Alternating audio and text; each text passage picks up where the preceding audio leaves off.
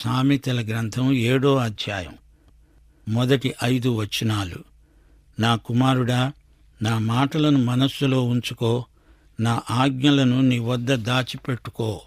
నా ఆజ్ఞలను నీవు మనస్సులో ఉంచుకుంటే నీ కనుపాపవలె నా ఉపదేశాన్ని కాపాడిన ఎడల నీవు బ్రతుకుతావు. నీ వ్రేళ్లకు వాటిని కట్టుకో, నీ హృదయమనే పలక మీద వాటిని రాసుకో. జ్ఞానముతో నీవు నాకు అక్కవని, తెలివితో నీవు నాకు చెలికత్తెవని చెప్పు. నీవు జారస్త్రీ వద్దకు పోకుండా, ఇచ్చకములాడే పరస్త్రీకి లోబడకుండా అవి నిన్ను కాపాడుతాయి. ప్రియ సోదరీ సోదరులారా, వింటున్నారా? జ్ఞానం నీకు అక్క అవుతుంది. కీర్తనలు 119, 11 నీ ఎదట నేను పాపము చేయకుండునట్లు నా హృదయములో నీ వాక్యము ఉంచుకున్నాను. వాక్య జ్ఞానం నీలో ఉండాలి. అప్పుడు నీవు శోధనను ఎదిరించి గెలువగలవు. యువకుడా, నా ప్రియ కుమారుడా, స్త్రీని మోహపు చూపుతో చూడవద్దు. ఆమెను నీ సహోదరిగా భావించు. 6 నా ఇంటి కిటికీ నుండి, నా అల్లిక కిటికీలో నుండి నేను పారజూడగా జ్ఞానము లేని వారి మధ్య, యువకుల మధ్య బుద్ధిలేని పడుచువాడొకడు నాకు కనపడ్డాడు. సంధ్యవేళ పొద్దుగుంకిన తరువాత, చిమ్మ చీకటి గల రాత్రివేళ వాడు జారస్త్రీ సందు దగ్గర ఉన్న వీధిలో తిరుగుతున్నాడు. దాని ఇంటి మార్గమున నడుస్తున్నాడు. అంతటా వేశ్యావేషము వేసుకున్న కపటము గల స్త్రీ ఒకతే అతనికి ఎదురు వచ్చింది. అది బొబ్బలు పెడుతోంది. దాని పాదాలు దాని ఇంట నిలువవు. ఒకప్పుడు ఇంటి ఎదుట, ఒకప్పుడు సంత వీధులలో అది ఉంటుంది. ప్రతి సందు దగ్గర అది పొంచి ఉంటుంది. అది వాణ్ణి పట్టుకొని ముద్దు పెట్టుకున్నది. ఆమె మతనిష్ట కలిగినట్లు నటిస్తున్నది. సమాధాన బలులను నేను అర్పించాలి, నా మొక్కుబళ్ళు చెల్లించాలి. కాబట్టి నేను నిన్ను కలుసుకొనవలనని రాగా, నిన్ను ఎదుర్కొనవలనని బయలుదేరగా నీవే కనపడ్డావు. నా మంచము మీద రత్న కంబళ్లను, ఈజిప్టు నుండి వచ్చే విచిత్రపు పనిగల నార దుప్పట్లను నేను పరిచాను. నా పరుపు మీద బోళము, దాచిన చెక్క చల్లాను. ఉదయము వరకు వలపు తీరా తృప్తి పొందుదాము రా. పరస్పర మోహము చేత చాలా సంతృష్టి నొందుదాము రా. పురుషుడు ఎంటలేడు, దూర ప్రయాణము మీద వెళ్ళాడు. అతడు సొమ్ము సంచి పట్టుకొని వెళ్ళాడు. పున్నమి నాటి వరకు ఇంటికి తిరిగిరాడు. ఈ విధంగా ఆ స్త్రీ వగలుపోతున్నది. అంతా నటన. పాపము వికృతమైనది. దానిని రత్న కంబళ్లతో కప్పితే దాగదు. దాని దుర్గంధం బోళము, అగరు పోసినంత మాత్రాన సుగంధముగా మారదు. శోధనలు ఇలాగే వస్తాయి. ఇది ఒక ఉపమానం. పై మెరుగులకు భ్రమ చెందవద్దు. పాపాన్ని పాపంగా చూడడం నేర్చుకో. పాపం నిన్ను ఆకర్షిస్తుంది, మురికి కూపంలోకి పడనెడుతుంది. 21 అది తన అధికమైన మాటల చేత అతణ్ణి లోబరుచుకున్నది. తాను పలికిన ఇచ్చకపు మాటల చేత అతణ్ణి ఈడ్చుకొని పోయింది. వెంటనే పశువు వధకు పోయినట్లు, పరుల చేజిక్కినవాడు సంకెళ్లలోనికి పోయినట్లు, తనకు ప్రాణహానికరమని ఎరుగక ఉరివద్దకు పక్షి త్వరపడునట్లు అతని గుండెను అంబు చీల్చే వరకు అతడు దాని వెంట పోయాడు. ప్రియ సోదరీ సోదరులారా, చూచారా? పాపము మనిషిని పశుత్వానికి దిగజారుస్తుంది. పాపం చేసి చేసి మనిషి సైతానుతో సంయుక్తమైపోతాడు. నా కుమారులారా, చెవియొగ్గండి, నా నోటి మాటలు ఆలకించండి. జారస్త్రీ మార్గముల తట్టు నీ మనస్సును తొలగనీయవద్దు. దారి తప్పి అది నడిచే త్రోవలలోకి పోవద్దు. అది గాయపరిచి పడద్రోసిన వారు అనేకులు, అది చంపిన వారు లెక్కలేనంతమంది. దాని ఇల్లు పాతాళమునకు పోయే మార్గం. ఆ మార్గము మరణశాలకు దిగిపోతుంది. ప్రియ సోదరీ సోదరులారా, ఆధ్యాత్మిక వ్యభిచారం అంటే ఏమిటో ఎప్పుడైనా ఆలోచించారా? తన ప్రజలు తనను విడిచి విగ్రహాలను అనుసరిస్తే దేవుడు దానిని ఆధ్యాత్మిక వ్యభిచారం అంటున్నాడు. సజీవ సత్యదేవుణ్ణి విడిచిపెట్టడం ఆత్మయందు వ్యభిచరించినట్లే. దేవునితో ఏకాత్మయైన విశ్వాసి దేవుణ్ణి విడిచిపెడితే ఆత్మ సంబంధముగా వ్యభిచరించినట్లే.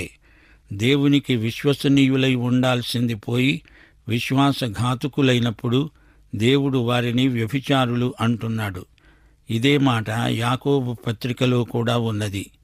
యాకోబు 4వ అధ్యాయం 4వ వచనం, వ్యభిచారులారా, ఈ లోక స్నేహము దేవునితో వైరమని మీరెరుగరా?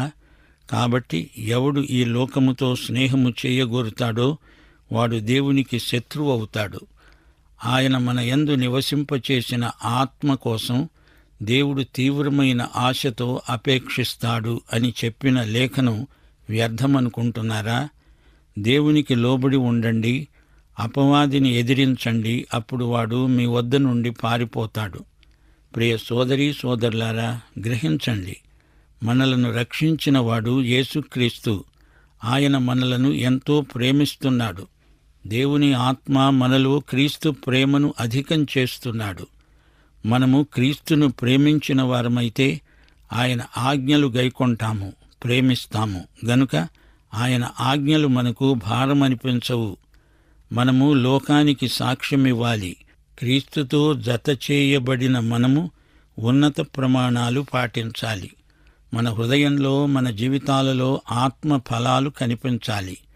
ఈ అధ్యాయంలోని స్త్రీ ఇచ్చకాలు మాట్లాడుతుంది, పొగుడుతుంది, ప్రజలను ఆకర్షిస్తుంది, నిన్ను ప్రభువుకు దూరం చేస్తుంది.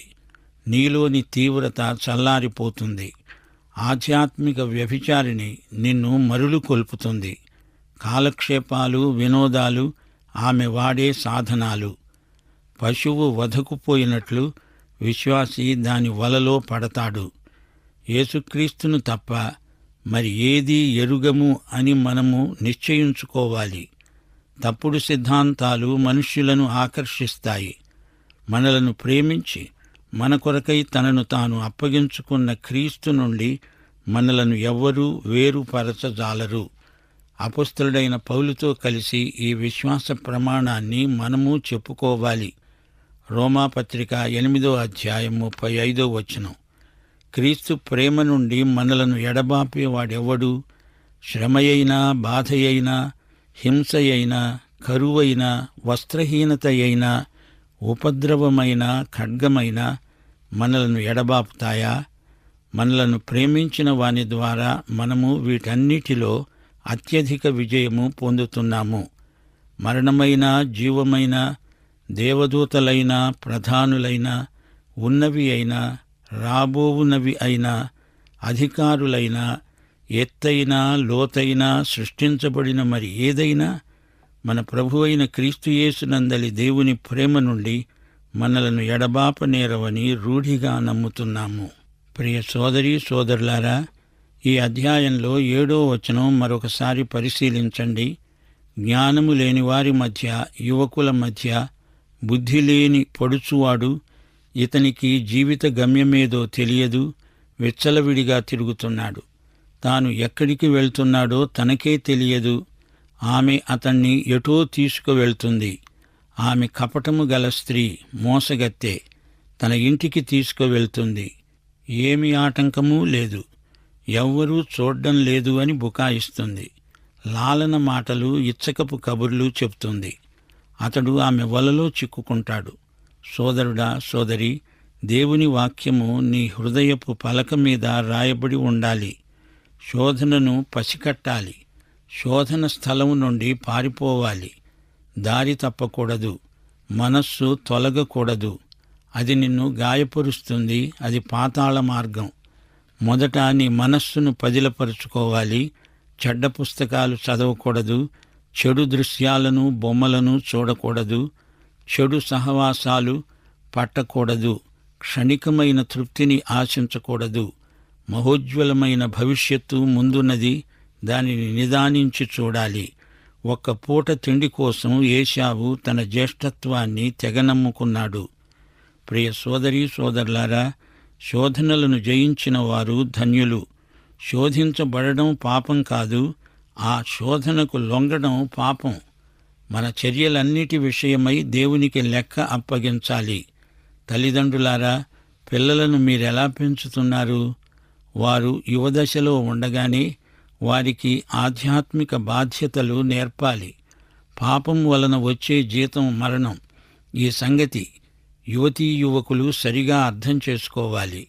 సంసోను ఎంతో బలముగల యువకుడు, గాని పాపం అతని బలాన్ని హరించివేసింది.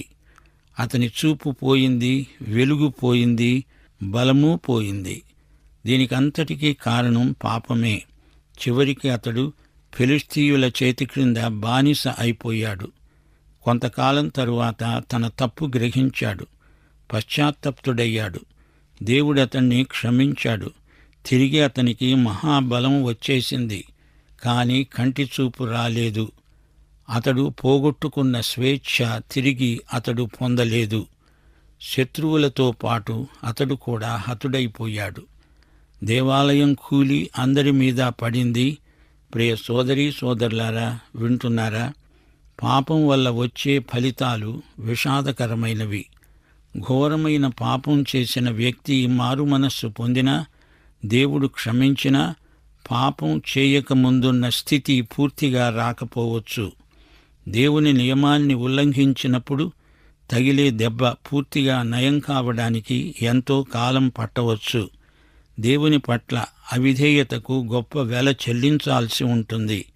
సోదరుడా, సోదరి, పరలోకము నరకము అనే రెండు వాస్తవాలను గుర్తించండి. దేవుని న్యాయపీఠం ఒకటి ఉంది. విశ్వాసులు దేవునికి లెక్క అప్పగించే స్థలం. యేసుక్రీస్తు యొక్క రక్తము చేత కడుగబడిన వారు మాత్రమే ప్రత్యేకించబడతారు. మిగతా వారంతా క్రీస్తు లేని నిత్యత్వంలో మహాయాతన చెందుతారు. మనలను విమోచించిన దేవునికి మన మీద పూర్తి అధికారమున్నది. యువతీ యువకులారా, యేసుక్రీస్తు మీకు మాదిరి. ఆయనలాగా ఉండడానికి ప్రయాసపడండి. దేవుని ఆత్మ మీకు సహాయం చేస్తాడు. దేవుని నిబంధనను మీరవద్దు. దేవుని నియమాలను జవదాటవద్దు. మీ ప్రవర్తనను దేవుని వాక్యమే సరిదిద్దాలి. కీర్తనలు 119, 9. యవ్వనులు దేనిచేత తమ నడతను శుద్ధిపరుచుకుంటారు? నీ వాక్యమును బట్టి దానిని జాగ్రత్తగా చూచుకొనుట చేతనే గదా. ప్రియమైన తల్లిదండ్రులకు ఇదే హెచ్చరిక. మీ పిల్లలకు దేవుని ప్రేమను నేర్పండి. దేవుని తీర్పును కూడా జ్ఞాపకం చేస్తూ ఉండండి. ఈ రెండిటికి సమతూకం ఉండేటట్లు చూడండి. దేవుని కనికరాన్ని, దేవుని కోపాన్ని సరిసమానంగా పిల్లలకు అర్థమయ్యేటట్లు నేర్పాలి. ఇదే సామెతల గ్రంథమందలి సందేశం. ప్రకటన గ్రంథం 20వ అధ్యాయం 11 నుండి 15 వరకు క్రీస్తును ఎరుగని వారి కోసమై ధవళ సింహాసనం ఒకటి కనిపిస్తున్నది. విశ్వాసులకు న్యాయపీఠం, అవిశ్వాసులకు ధవళ సింహాసనం. విశ్వాసులకు బహుమానాల తీర్పు, అవిశ్వాసులకు అంతిమ తీర్పు. దాని తరువాత నిత్య నరకం. గొప్పవారేమి, కొద్దివారేమి, క్రీస్తు నెరుగని వారందరూ ఆ సింహాసనం ఎదుట నిలుస్తారు. వారు క్రీస్తు నెరుగని వారు. వారి మరణం తరువాత ధవళ సింహాసనపు తీర్పు. క్రీస్తును అంగీకరించలేదు గనుక తీర్పు. దానికి పైగా ప్రతివాడు తన క్రియల చొప్పున తీర్పు పొందుతాడు. వీరి పేర్లు జీవగ్రంథంలో ఉండవు. సోదరుడా, సోదరి, క్రీస్తును విశ్వసించిన వారికి ఏ శిక్షావిధి ఉండదు. అయినా వారు పాపం చేస్తే దేవుడు తన బిడ్డలను శిక్షించినట్లు క్రమశిక్షణ చర్య తీసుకుంటాడు. యువతీ యువకులు తమ దేహముతో జరిగించిన ప్రతి కార్యానికి ప్రతిఫలం పొందక తప్పదు.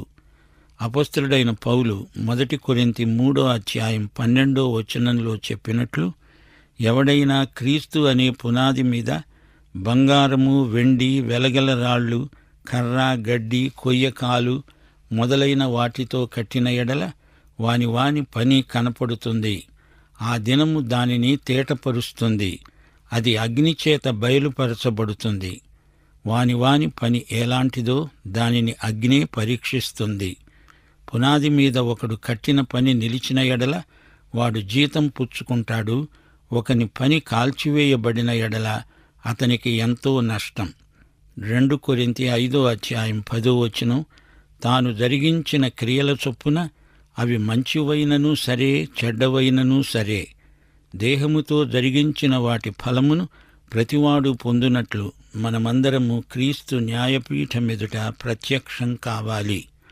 అపొస్తలుడైన పౌలు రోమాపత్రిక 14వ అధ్యాయం 12వ వచనంలో ఇదే మాట అంటున్నాడు. మనలో ప్రతివాడు తనను గురించి దేవునికి లెక్క అప్పగించాలి. మరో సందర్భంలో పౌలు అన్నాడు, మనలో ఎవడునూ తన కోసమే బ్రతకడు, తన కోసమే చనిపోడు. మనము బ్రతికినా ప్రభువు కోసమే బతుకుతున్నాము, చనిపోయినా ప్రభువు కోసమే చనిపోతున్నాము.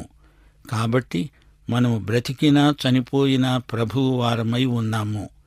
తాను మృతులకు సజీవులకు ప్రభువై ఉండడానికి ఇందు నిమిత్తమే కదా క్రీస్తు చనిపోయి మరల బ్రతికాడు. ప్రియ సోదరీ సోదరులారా, వింటున్నారా? సామెతల గ్రంథంలో ముఖ్య సందేశం నైతిక ప్రవర్తనను గురించి. దేవుని యందు భయభక్తులు కలిగిన వ్యక్తి ఎలా జీవించాలో సామెతల గ్రంథం బోధిస్తుంది. దేవుని యందే మనకు జ్ఞానం లభిస్తుంది.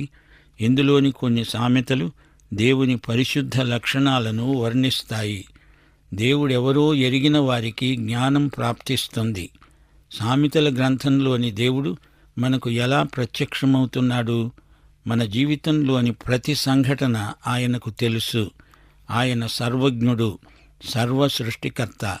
సమస్తము ఆయన వశంలో ఉన్నది. ఆయన మనకు బలమైన దుర్గం.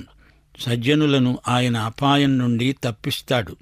దేవుని బిడ్డలకు ఆయన బహుమానమిస్తాడు, సమృద్ధిగా ఆశీర్వదిస్తాడు. విశ్వాసఘాతకులకు ఆయన శిక్ష విధిస్తాడు. యథార్థ ప్రార్థనలకు ఆయన ఎంతో సంతోషిస్తాడు, జవాబిస్తాడు. విధేయులైన వారిని ఆశీర్వదిస్తాడు, ప్రేమిస్తాడు. నిరుపేదలను, రోగులను, అనాథలను, విధవరాండ్రను ఆయన కనికరిస్తాడు, ఆదరిస్తాడు. మానవ హృదయాన్ని శుద్ధి చేస్తాడు, చెడుతనాన్ని ఆయన ద్వేషిస్తాడు. గనుక మనము దేవుణ్ణి మహిమపరచాలి, ఆయన నామమును ఘనపరచాలి, ఆయన వాక్యానికి విధేయత చూపాలి. మనము ఏమి చేసినా ప్రభువు సంతోషించి మెచ్చుకునేటట్లు ఉండాలి. దేవుని యందు విశ్వాసముంచి విశ్వాస క్రియలు చేయాలి. ప్రియ సోదరీ సోదరులారా, మరో మాట, సామెతల గ్రంథంలోని ఉపదేశం చేసే వ్యక్తి, ఆ ఉపదేశాన్ని స్వీకరించే వ్యక్తి ఇద్దరూ ప్రధాన పాత్ర వహిస్తారు.